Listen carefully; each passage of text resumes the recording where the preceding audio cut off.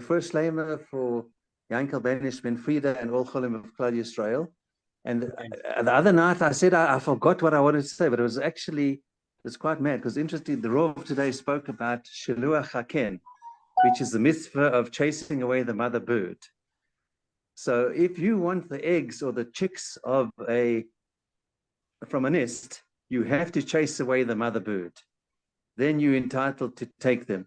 And that will give a person long life and sweat in the next world. And the reason, actually, because the Rav, actually, Rabbi Grossness actually mentioned it today in the Shir, it's Sudash Lishit. And it goes back to the point of not being cruel. And he also brought in from the teachings of the Rambam, when he was discussing this, that you cannot slaughter a mother cow and her calf on the same day, because it causes them tsar, pain. You're not allowed to slaughter them in separate abattoirs. They won't even know, because if you have that in mind as your intention, eventually people will slaughter them one after the other in view of each other. So it goes back to cruelty and having sensitivity, which is discussed many times.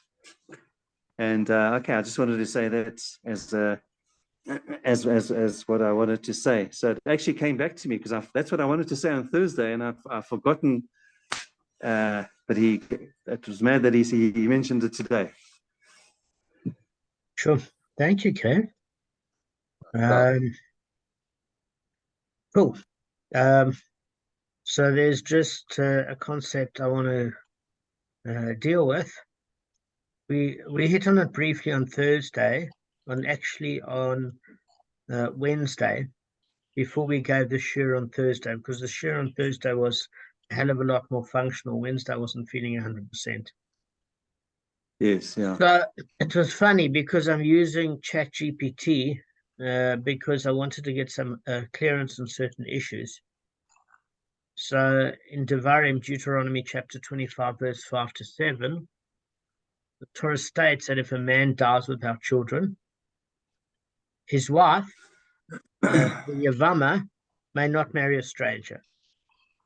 Okay, so the deceased brother is the Yavam, is known as the Yavam, and the wife is known as the Yavama. So the first opportunity is that she may either take in marriage the belated husband's brother, or he has to release her to marry another man by having this chalitza, which is the removal of the shoe, and she has to conclude it, obviously, is by spitting in that shoe.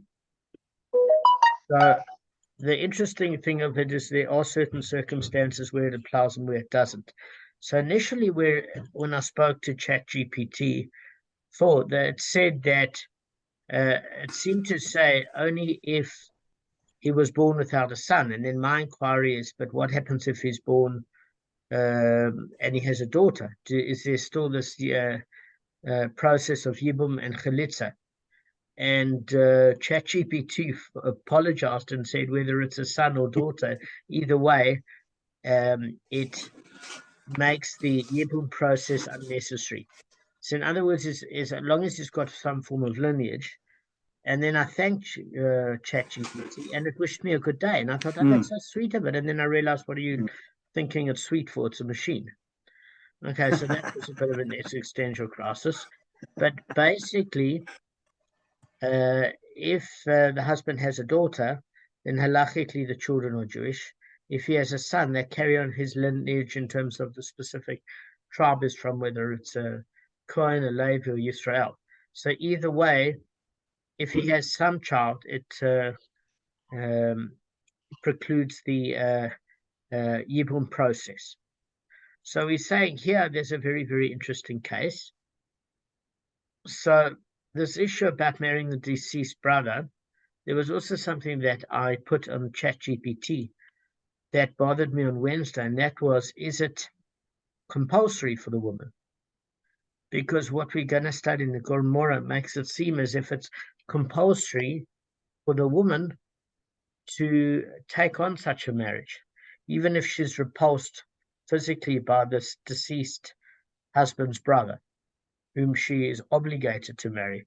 So this did bother me a lot, because even normal marriage is consensual. So ChatGPT said it has to be consensual from both the man and the woman, even with the process of yibum.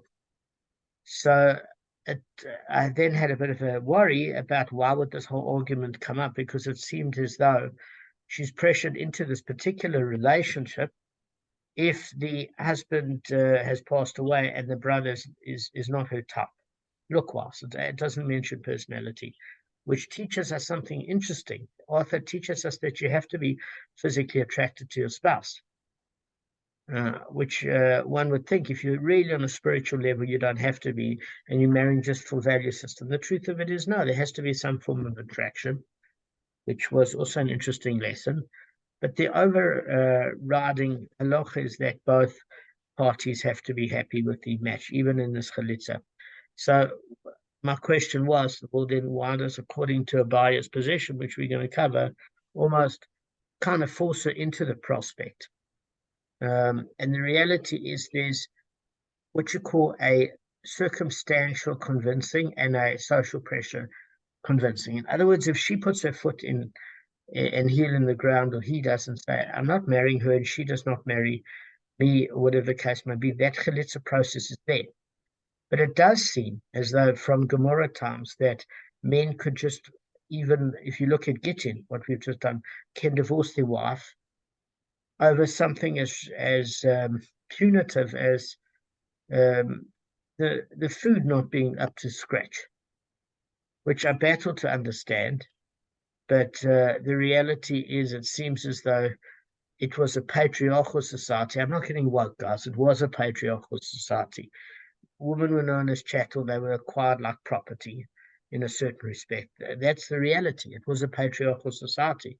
So men certainly had more control than women, and they certainly seem to have made up for lost time. If I could be living in any age, this is the most miserable one. We have no rights. We have no rights to the extent that, as Arthur said the other day, if there's mutual consent for sex, and then the next woman, the next day, the young college woman changes her mind, but she got fraught drunk, she could almost accuse him in certain states of rape, because posthumously she came to the conclusion that it wasn't such a good idea, even though at the time it's consensual. So it's a very murky area, and even Jordan Peterson brings us up. So there's never been a more shocking time to be in existence. Anyway, let's get on with the show. But the bottom line of this is, if she wants to remain a spinster, Kevin, she can refuse to marry the husband's brother, or try luck and see if somebody else wants to marry her. I suppose it depends when he dies. If he dies relatively young, she's got a good probability of marrying somebody else. If she dies when he's old and she's old, she might want to have the brother for company, although the sexual element is not going to be anything more than a fleeting dream once in a while, I'm assuming. All right, so let's get on with the shir. Can I just ask one question? Sorry, just what happens if if he refuses to grant her chalitza? Well, which means that, are you saying that he wants to marry her? Yeah, he wants to marry her. You know, like those guys who don't want to give the get. It's the same problem. I'm saying, so, is that... So that's what I put into ChatGPT. Okay, and then technically, the answers as follows, is that according to, what keeps making that noise?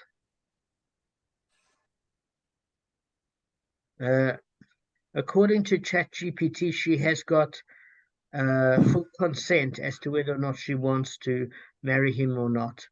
Even if he doesn't want to grant chalitza, she can choose. They both have to be willing parties.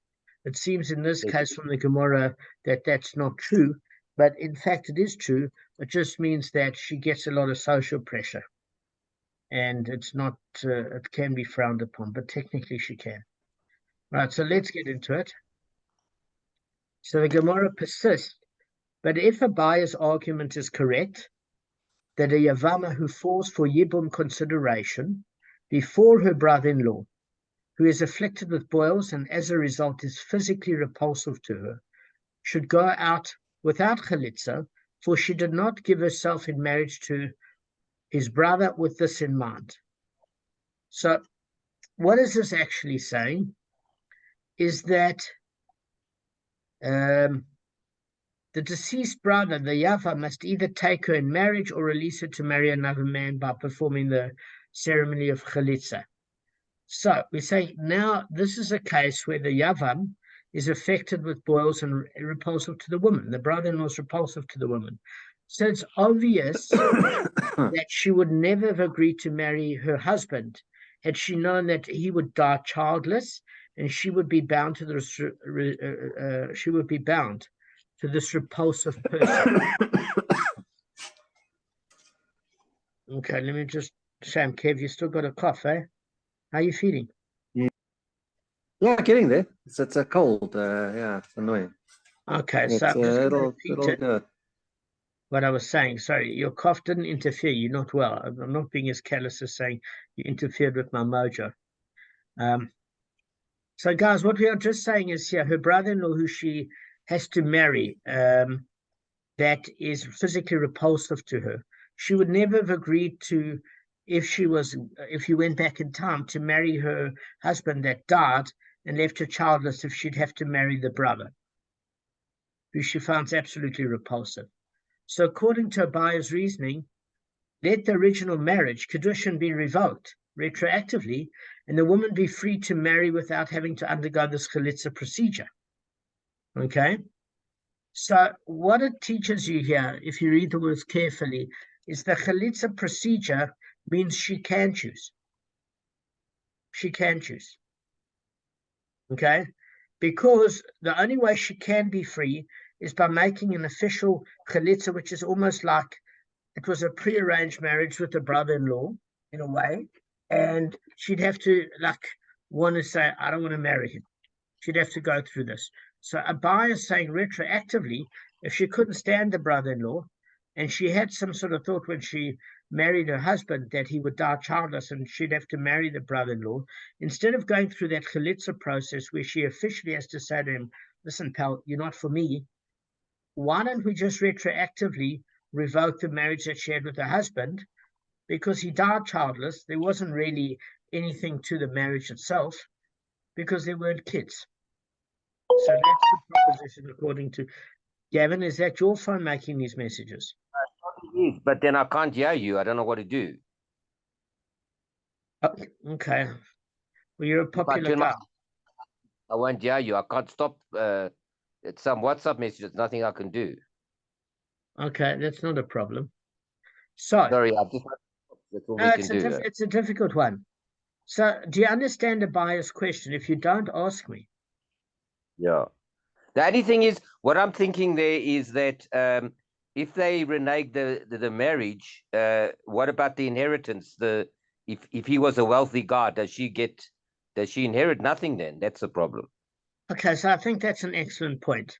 So the first thing of it is there's 2 points. The one is Gavin saying the inheritance, and the practical point of the fact of it is that just because somebody loses a spouse and they don't have children doesn't mean that the marriage wasn't significant one in Shemaim.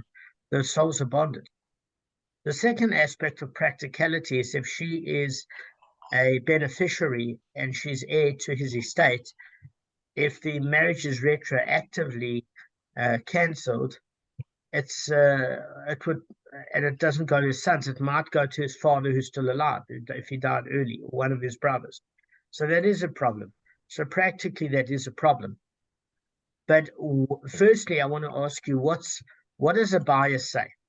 Why according to Abaya is almost the logic that rather than going through this process of chalitza, where she says to her brother-in-law, listen, you're not for me, and I'm not going to marry you. Why retroactively does she not have this process of saying, well, it was never, if these were the conditions, I never would have married the brother if I knew it in advance, and therefore the marriage is technically revoked. In other words, it might not affect, let's say it doesn't affect inheritance. The marriage is revoked, so she doesn't have to go through the chalitza process. So firstly, how do we deduce this from a buyer? Does anybody know? Because I can tell you, but I want to know if you've worked it out. Say the question again, please. What does this buyer issue have to do with Asham, Chatas, returning of the principal? What the heaven is this issue with Yibum and Chalitza have to do with the Asham and the Chatas offering in retroactive revoking of the marriage? Why? Maybe Yibum is equivalent to an offering, the spitting on the shoe and all of that. Maybe that's so. If the marriage isn't going to take place, maybe that's an action of atonement for the marriage not taking place. I'm just guessing. Okay, so it's an interesting perspective, but the reality is, the reality is no. It's born out of a different issue entirely. And I'm gonna tell you what that is. What I was going to suggest to you, just give me a sec, guys.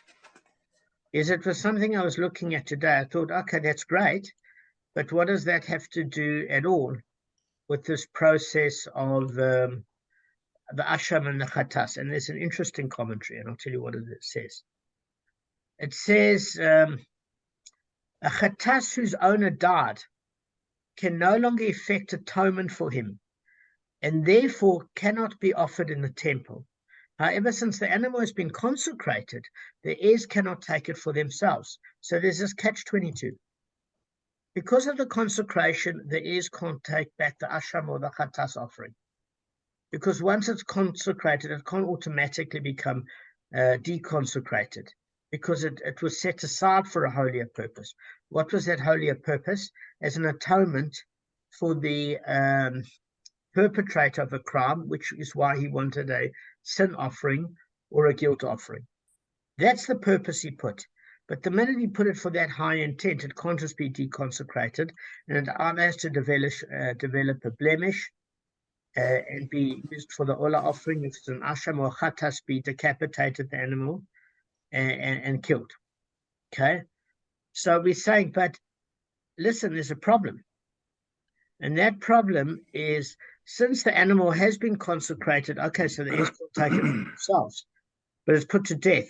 But if you look at a buyer's reasoning, guys, since the sinner designated the animal as a chatas only, that it should be sacrificed to bring him atonement. Once that atonement becomes impossible, because the owner of the animal cannot get atonement since he died, he's not living, its designation as a chatas should be revoked retroactively, and it should revert back to its unconsecrated state. Okay, so listen carefully. Why did the owner of the animal author give it to the men of the Mishmar?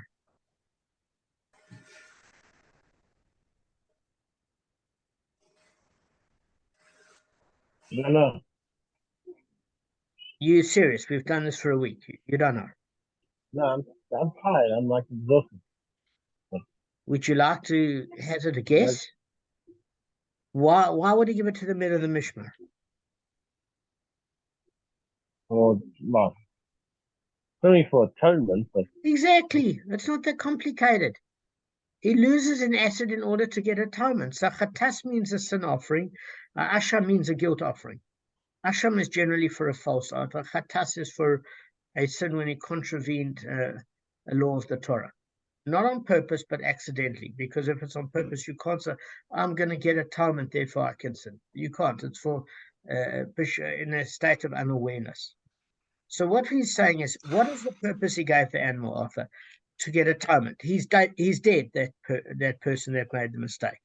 And since he's dead, he can't get atonement. So then surely even though it was consecrated for that purpose, since the purpose has not been fulfilled, it should be deconsecrated or unconsecrated retroactively, because even though that was given for that purpose, if that purpose can't be fulfilled, it should automatically become deconsecrated. That's what Abai is saying. And it should go back to the family because it hasn't fulfilled its purpose.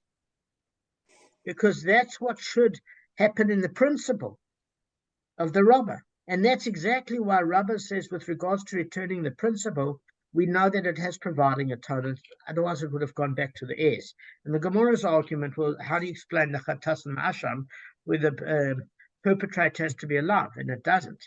How would Abai's response be as far as that's concerned? And then Abai's response would be simply that once it's entered, you see, the Chatas and the Asham is at a higher level of holiness in a way, because the principle is about returning that which you wronged. You actually, the item you're returning is the wronging that you took for your own benefits, and therefore you return it. But with the Asham and the Chatas, it's not part of the problem, it's part of the solution.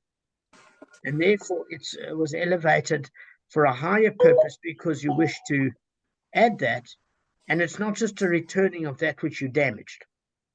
So therefore you can't, even though you're not getting atonement, you can't deconsecrate something that had an intent of an atonement aspect, because it is not just to be used for the mundane. It has to go through a process where it retains in that state. It doesn't go back to the heirs. There is a certain sanctity even as in provided atonement, that which you stole has to be remedied, because it's not you to give as an atonement. The only sort of atonement is to return it as is. So how does this relate to Yibum and Chalitza? Very, very simple. If when the wife was younger and she married the husband, and the husband was a good-looking oak and she was really into him, had the right personality, if she could see ahead in the future and realize that he would die and she'd have to marry the ugly brother who's a bit of a brute, also in terms of personality, and not attracted, and she'd end up not having and building a family and children with her husband that she loved, she would never have agreed to marry the brother if she knew that that's how it would turn out. Why? Her husband. Why? Because her life would have gone pear-shaped. So what she would have done is chosen another man where she wouldn't have been put in that unfortunate situation where A, she could have had children. Jesus, that's loud.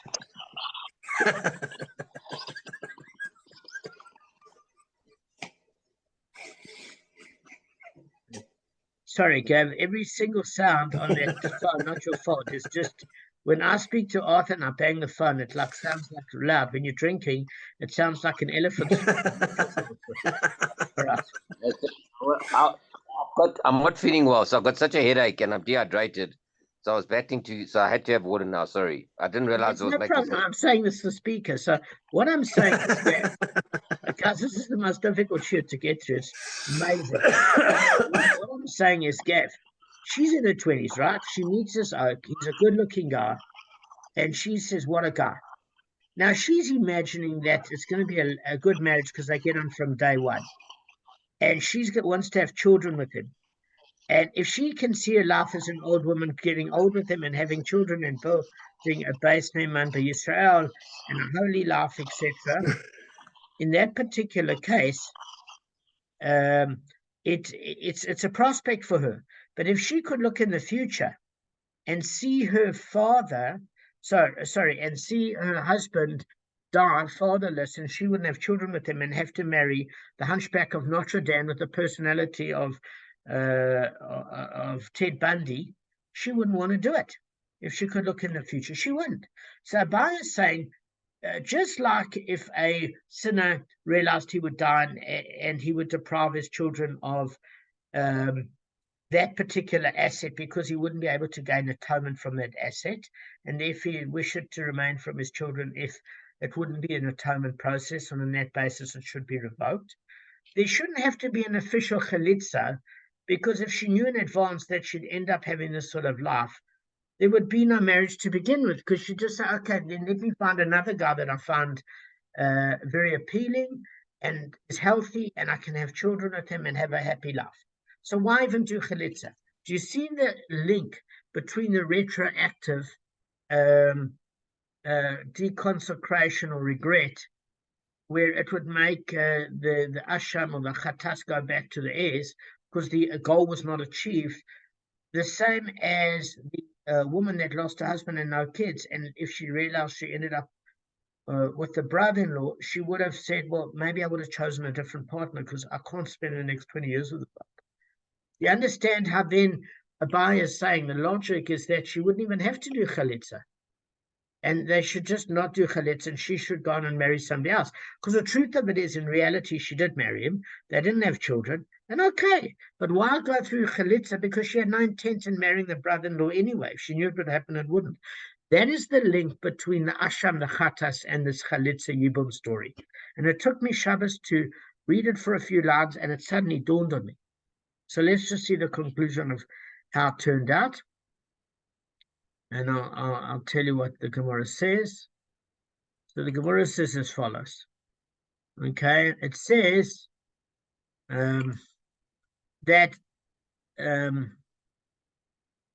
the Gemara answers, there we ourselves can bear witness that she's content with marrying her husband in any event, even though she might ultimately become bound to his repulsive brother. Because we learn a teaching from Reish Lakish, who states there's a popular maximum among women that said it's better to live as two rather than one. Meaning that, okay, so they never ended up having children, and her husband did die, and she's older now, but she had some great years with him. Unfortunately, they didn't have any children. She's young, but she might have married somebody that's old and sickly.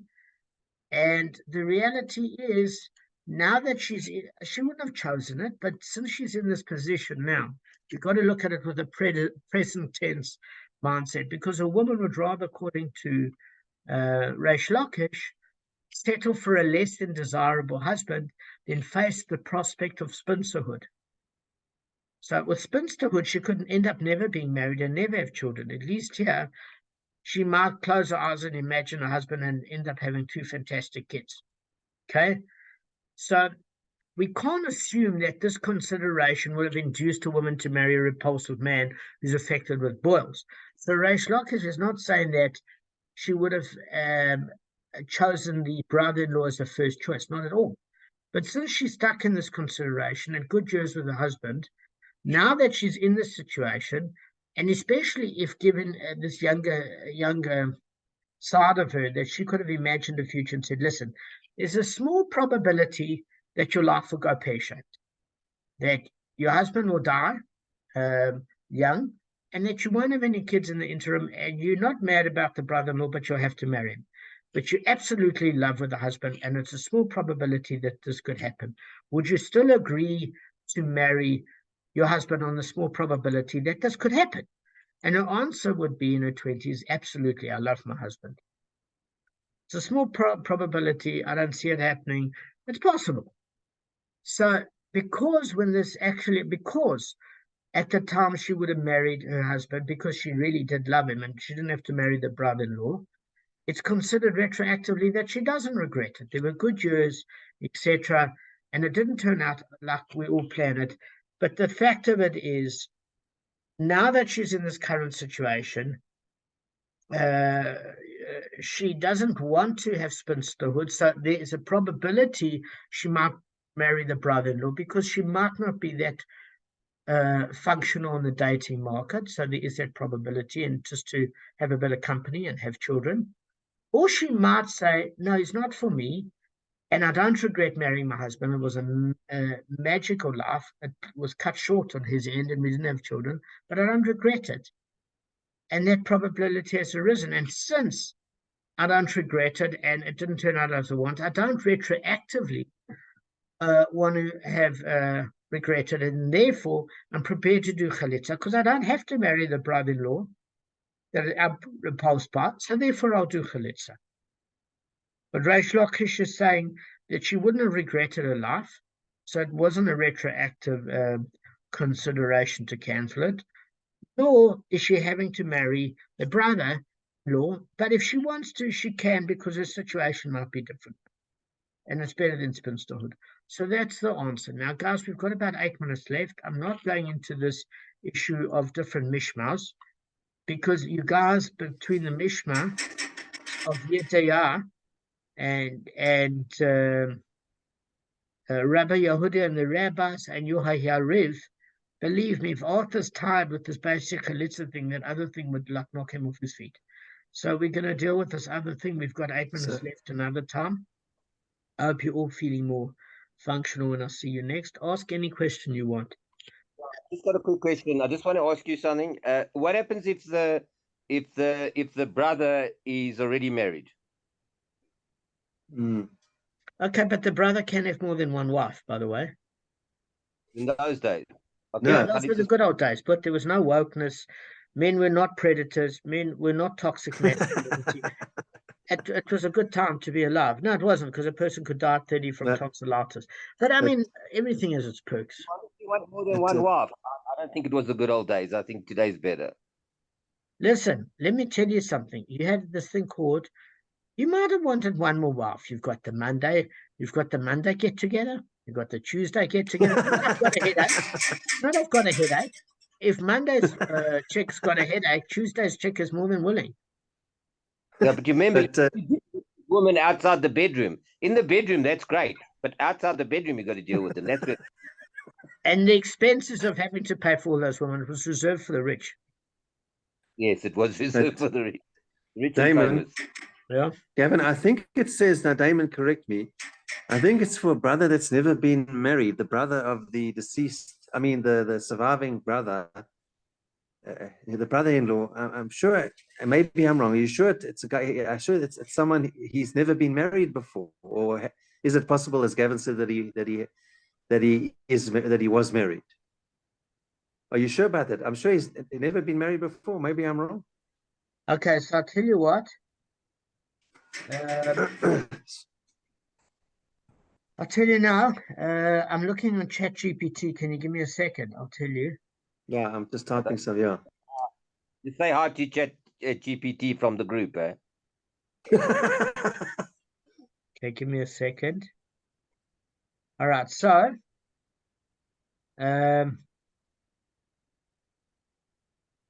the marital status of the brother-in-law before the situation arises is generally not a primary concern in the obligation himself.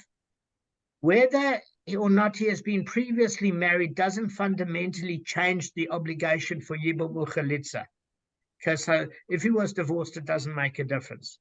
However, there are numerous complexities and potential complications to consider. For example, if the brother-in-law is already married to another woman, polygamy issues could arise depending on the community and local civil laws. In communities where polygamy is not accepted or legal, that could preclude Yibum or necessitate Chalitz instead. Similarly, the parties may be halakhically eligible to marry each other. Certain family relations beyond the scenario are prohibited. Both the widow and brother-in-law must agree to the yibum.